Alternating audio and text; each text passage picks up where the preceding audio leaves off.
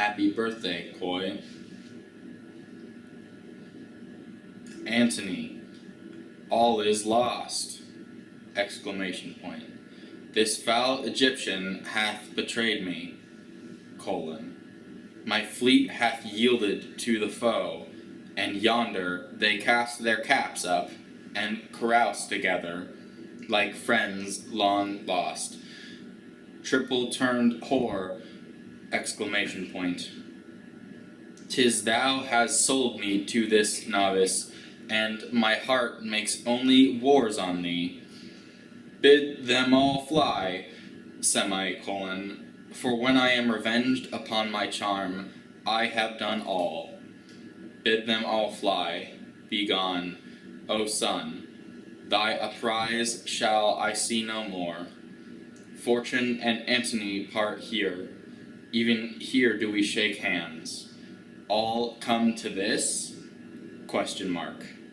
The hearts that spanieled me at heels, to whom I gave their wishes, do Discandy melt their sweets on blossoming Caesar, semicolon. And this pine is barked, that overtopped them all. Betrayed I am. Oh, this false soul of Egypt! Exclamation point. This grave charm, whose eyes becked forth my wars, and called them home, whose bosom was my crownet, my chief end, like a right gypsy hath at fast and loose beguiled me to the very heart of loss. What, Eros? Eros! Exclamation point. Enter Cleopatra. Ah, thou spell! Exclamation point. Avaunt! Exclamation point. Vanish, or I shall give thee thy deserving, and blemish Caesar's triumph. Let him take thee, and hoist thee up to shouting plebeians, semicolon. Follow his chariot, like the greatest spot of all thy sex. Most monster-like be shown for porsed diminutives, for dolts, and let patient Octavia plough thy visage up with her prepared nails. Exit Cleopatra. 'Tis well thou art gone. It will be well to live, but better 'twere thou felt'st into my fury, for one death might have prevented many. Eros. Ho! Exclamation point. The shirt of Nessus is upon me.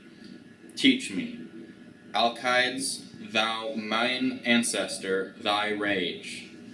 Let me lodge Lycus on the horns o' the moon, and with those hands that grasp the heaviest club, subdue my worthiest self, the which shall die. To the young Roman boy who hath sold me, and I fall under his plot, she dies, fort Eros ho! Exclamation point. Macbeth. Is this a dagger which I see before me? The handle toward my hand? Question mark. Come, let me clutch thee! Exclamation point. I have thee not, and yet I see there still. Art thou not, fatal vision, sensible, to feeling as to sight? Question mark. Or art thou but a dagger of the mind, a false creation, proceeding from the heat-oppressed brain? Question mark. I see thee yet, in form as palpable as this which now I draw. Thou marshalst me the way that I was going, and such an instrument I was to use. Mine eyes are made the fools o' the other senses, or else worth all the rest. I see thee still, and on thy blade and dudgeon gouts of blood, which was not so before. There's no such thing. It is the bloody business which informs thus to mine eyes. Nowhere on the one-half world nature seems dead, and wicked dreams abused the certain sleep. Witchcraft celebrates pale Hecate's offerings and withered murder. Alarmed by his sentinel, the wolf, whose howls his watch thus with his stealthy pace, with Tarquin's ravishing strides, towards his design moves like a ghost. Thou sure and firm-set earth, hear not my steps, which way they walk, for fear the very stones prate of my whereabouts, and take the present horror from the time, which now suits with it. While I threat, he lives. Semicolon. Words to the heat of deeds to cold breath gives you. A bell rings. I go and it is done. The bell invites me. Hear it not, Duncan, for it is a knell that summons thee to heaven or to hell. Falstaff. I would you had but the wit. 'Twere better than you, your dukedom. Good faith, this same young sober-blooded boy doth not love me, nor a man cannot make him laugh, but that's no marvel. He drinks no wine. There's never none of these demure boys come to any proof, for thin drink doth so overcool their blood, and making many fish meals, that they fall into a kind of male-green sickness, and then, when the merry, they get wenches. They are generally fools and cowards, which some of us should be too, but for inflammation. A good Sherris sack hath a twofold operation in it.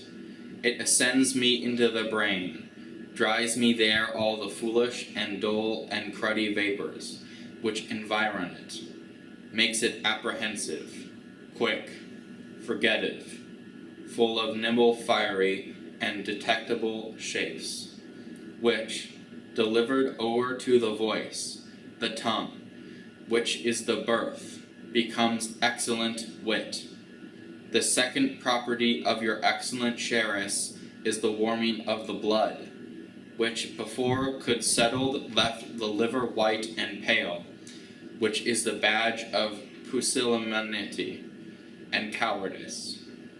But the Sherris warms it and makes it course from the inwards to the parts extremes.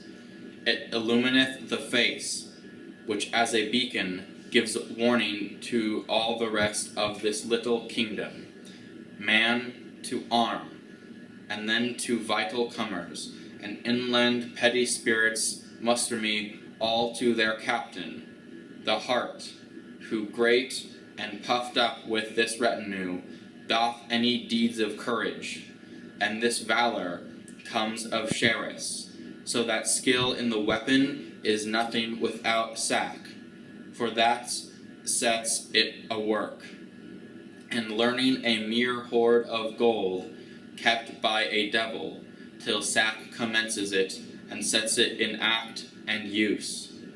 Hereof comes it that Prince Harry is valiant, for the cold blood he did naturally inherit of his father, he hath, like lean, sterile, and bare land, manured, husbanded, and tiled with excellent endeavor of drinking good and good store of fertile Sherris, that he is become very hot and valiant. If I had 1,000 sons, the first humane principle I would teach them should be to forswear thin potations and to addict themselves to sack. Purchase this play. More Monologues by William Shakespeare. Browse more monologues by playwright. Baron. And I, so forsooth, in love, I, that have been love's whip, a very beetle to a humorous sigh, a critic, nay, a night watch constable, a domineering pendant o'er the boy, than whom no mortal so magnificent, this wimpled, whining, and purblind, wayward boy, this Sinor Junior, giant dwarf, Dan Cupid, regent of love rhymes, lord of folded arms, the anointed sovereign of sighs and groans, liege of all loiterers and malcontents, dread prince of plackets, king of codpieces, sole imperator and great general of trotting parators. 2 dash marks. Oh, my little heart! Exclamation point. And I be to a corporal of his field, and wear his colours like a tumbler's hoop! Exclamation point. What? Question mark. I love, I sue, I seek a wife! Exclamation point. A woman that is like a German clock, still a repairing, ever out of frame, and never going aright, being a watch, but being watched that it may still go right! Exclamation point. Nay, to be perjured, which is worst of all, semicolon. And, among 3, to love the worst of all, semicolon. A whitely wanton with a velvet brow, with 2 pitch balls stuck in her face for eyes, aye, and, by heaven, one that will do the deed, though Argus were her eunuch and her guard, and I to sigh for her, to watch for her, to pray for her! Exclamation point. Go to. It is a plague that Cupid will impose for my neglect of his almighty, dreadful little might. Well, I will love, write, sigh, pray, sue, groan, semicolon. Some men must love my lady, and some Joanne.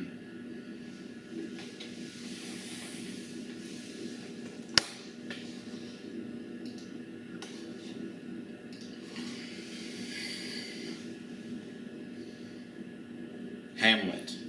To be or not to be, double dash. That is the question. Colon. Whether 'tis nobler in the mind to suffer the slings and arrows of outrageous fortune, or to take arms against a sea of troubles, and, by opposing, end them, to die, to sleep, double dash, no more, double dash, and by a sleep to say we end the heartache and the 1,000 natural shocks. That flesh is heir to, 'tis a consumption devoutly to be wished, to die, to sleep, double dash, to sleep, double dash, perchance to dream, colon. Aye, there's the rub, for in that sleep of death what dreams may come, when we have shuffled off this mortal coil, must give us pause. There's the respect that makes calamity of so long life.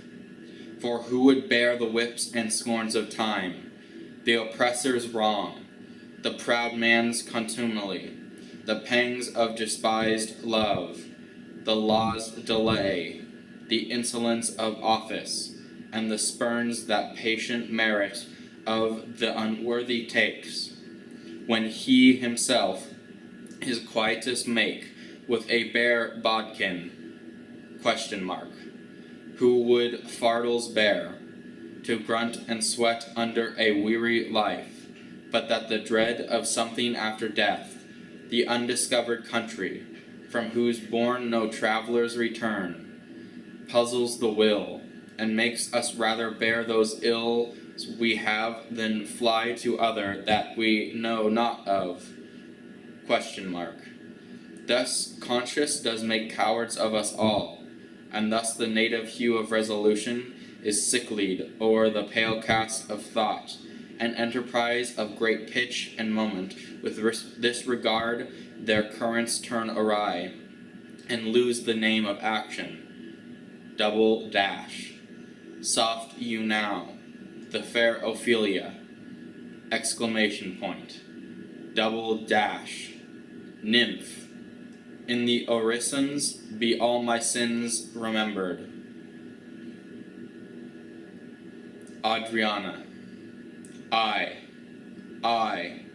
Antipholus, look strange, and frown. Some other mistress hath thy sweet aspects. Semicolon. I am not Adriana, nor thy wife. The time was once when thou unurged wouldst vow that never words were music to thine ear, that never object pleasing is thine eye, that never touch well welcome to thy hand, that never meat sweet savored in thy taste, unless I spake, or looked, or touched, or carved to thee. How comes it now, my husband? Oh, how comes it that thou art then estranged from thyself? Question mark. Thyself I call it, being strange to me, that, undividable incorporate, I am better than thy dear self's better part. Ah, do not tear away thyself from me! Exclamation point. For know, my love, as easy mayst thou fall a drop of water in the breaking gulf, and take unmingled thence that drops again, without addition of diminishing, as take from me thyself, and not me too. How dearly would it touch thee to the quick, shouldst thou but hear I were licentious, and that this body, consecrate to thee, by ruffian's lust should be contaminate! Exclamation point. Wouldst thou not spit at me, and spurn at me, and hurl the name of husband in my face, and tear the stained skin off my harlot brow, and from my false hand cut the wedding ring, and break it with a deep divorcing vow? Question mark. I know thou canst, and therefore see thou do it. I am possessed with an adulterate blot. Semicolon. My blood is mingled with the crime of lust. For if we two be one, and thou play false, I do digest the poison of thy flesh, being strumpeted by thy contagion. Keep then fair league and truce with thy true bed. Semicolon. I live disdained, thou undishonored. The only one there is the one who can do what cannot be done.